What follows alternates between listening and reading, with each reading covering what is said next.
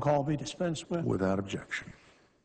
Mr. President, I'd ask consent to speak as if in morning business for 15 minutes. Without objection.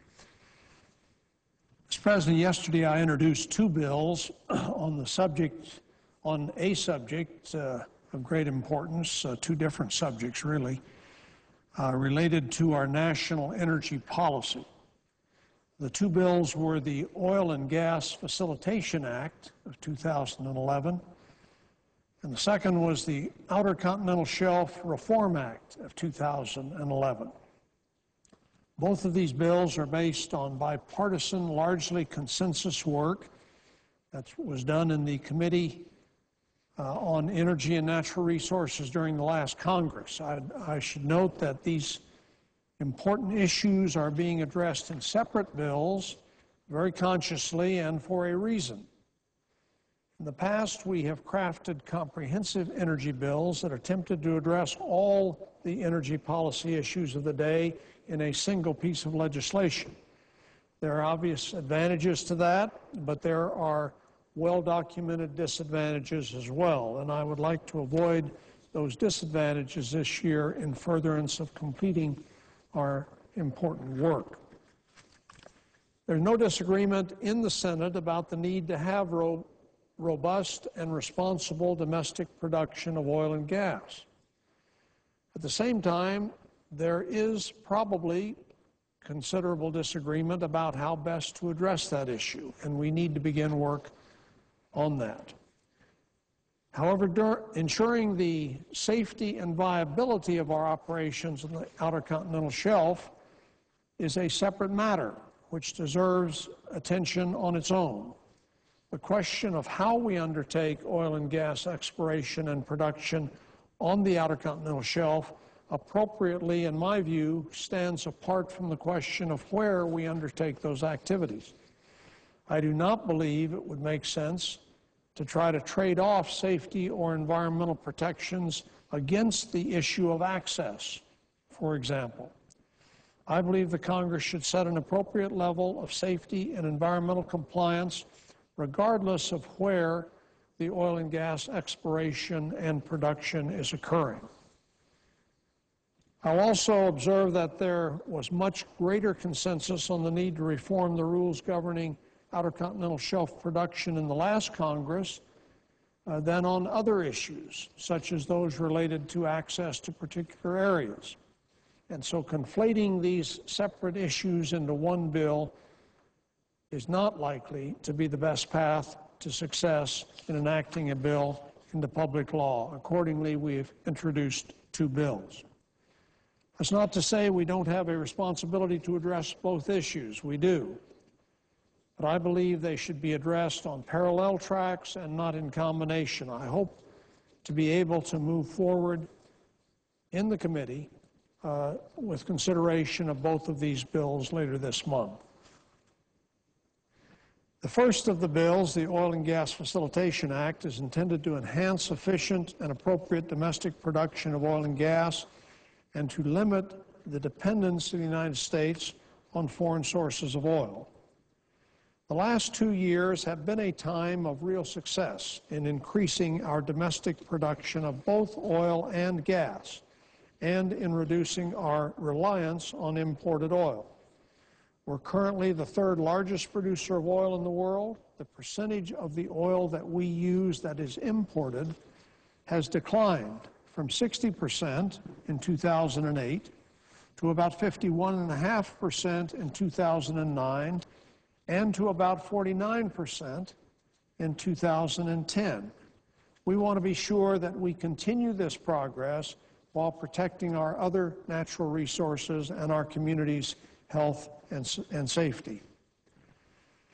This bill, this Oil and Gas Facilitation Act, addresses production issues in a variety of ways. It requires a comprehensive inventory of the oil and natural gas under the waters of the Outer Continental Shelf to inform decisions about where leasing is likely to be most productive, to improve the efficiency of the permitting process for development on federal lands and waters. Permit coordination offices are reauthorized, and a new coordination office is established in the Alaska region of the Outer Continental Shelf. Two provisions facilitate the transportation of Alaska's abundant oil and gas resources. The amount of federal guarantee instruments is increased to support the construction of an Alaska natural gas pipeline, and the Trans-Alaska oil pipeline system is exempted from certain requirements that unnecessarily slow the permitting process. Co-production of geothermal energy by existing oil and gas leaseholders is encouraged by making leases available for that purpose on a non-competitive basis. And finally, the bill will potentially contribute millions to the Treasury, to the federal Treasury, by repealing the current law that requires the Secretary of Interior to give relief from royalty payments to certain offshore oil and gas production. This bill would allow the Secretary to provide such relief in appropriate circumstances, but it would not require such relief. This avoids inappropriate giveaways of taxpayer-owned oil and gas resources to the industry when it is unnecessary for us to maintain a robust domestic production. These provisions are drawn almost verbatim from S. 1462, which was reported by our committee on a bipartisan basis in the last Congress. The one significant change is that certain funding for the offshore oil and gas inventory provided by S. 1462 was redirected by the committee in subsequent legislation to be used for research on safety issues related to offshore oil and gas drilling. To avoid spending the same money twice, we've eliminated that funding here so that it could be included in offshore safety legislation. At the same time, the bill retains the authorization of significant appropriations to be used for this oil and gas inventory. The Outer Continental Shelf Reform Act is the other bill that I'm introducing today.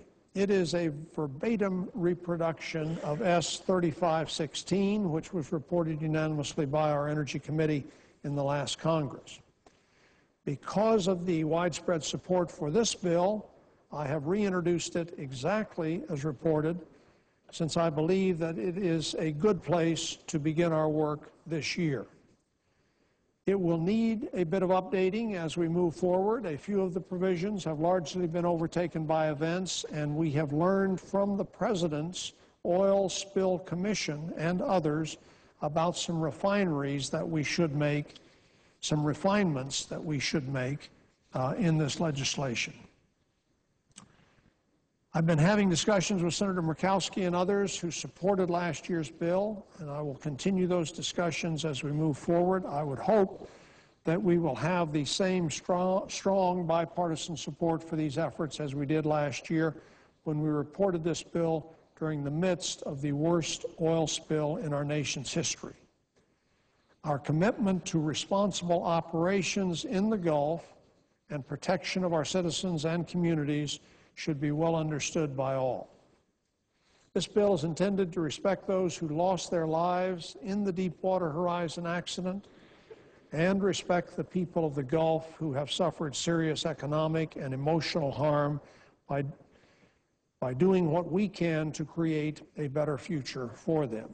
It is the particular responsibility of the Committee on Energy and Natural Resources to look at the future of the regulatory agency and the industry that it regulates. And as I said last year when we introduced the bill, our goal must be, of course, to prevent future disasters. But we can and must do more than just that. Congress should create organizational resources and a set of requirements that will have safety and environmental protection and innovation at their core. We should require that both industry and agency employees have the expertise and the experience and the commitment to quality that is necessary to handle the complex issues involved. And we should set principles in place to create a culture of excellence for the regulatory agency and for the industry that will be a model for the entire world. Thus, this bill reforms the structure of the offices of the Department with offshore oil and gas leasing and development to avoid organizational conflicts of interest. It clarifies the breadth of the Department's responsibilities in managing the resources of the Outer Continental Shelf. It increases the safety requirements for exploration and well drilling and production. It mandates use of best available technology, an evidentiary safety case, and a risk management system that identifies and addresses hazards in advance and manages for change. And it provides for third-party review by qualified parties outside the agency of key equipment and well design. It addresses the essential need for the Department of Interior to have in-house research capacity on both the safety and the marine environment issues necessary for the exercise of its regulatory authority. Research departments in these areas will no longer be optional, but are required, and funding is redirected from other areas of research to ensure that this will happen. In order to ensure that the rules are enforced, the bill requires the collection of fees from industry to fully fund the necessary teams of inspectors. It provides for independent investigations of accidents and the sharing of data so that all can learn from mistakes. It also provides the Department of Interior with adequate time to carry out necessary reviews, and it makes the input of other federal agencies occur in a transparent way. And it increases the civil and criminal penalties applicable to violations of the law and regulations. I believe these policies and resources can set us on a new and constructive path toward managing the incredible natural resources that we have in the Outer Continental Shelf. We must commit ourselves to the goal of excellence in this important endeavor. The fact that oil is no longer gushing into the Gulf of Mexico in no way diminishes the importance of this work. Both of these bills address issues of great national importance. We will shortly be scheduling the necessary hearings and preparing these bills for committee consideration. If at all possible, we will do so before the Memorial Day recess. I look forward to working with my colleagues on the Energy and Natural Resources Committee and in the rest of the Senate on a bipartisan basis, as we have in the past, to address the vital issues presented by both of these bills. Mr. President, I'd ask unanimous consent that the text of both bills be printed in the record following my remarks. Without objection.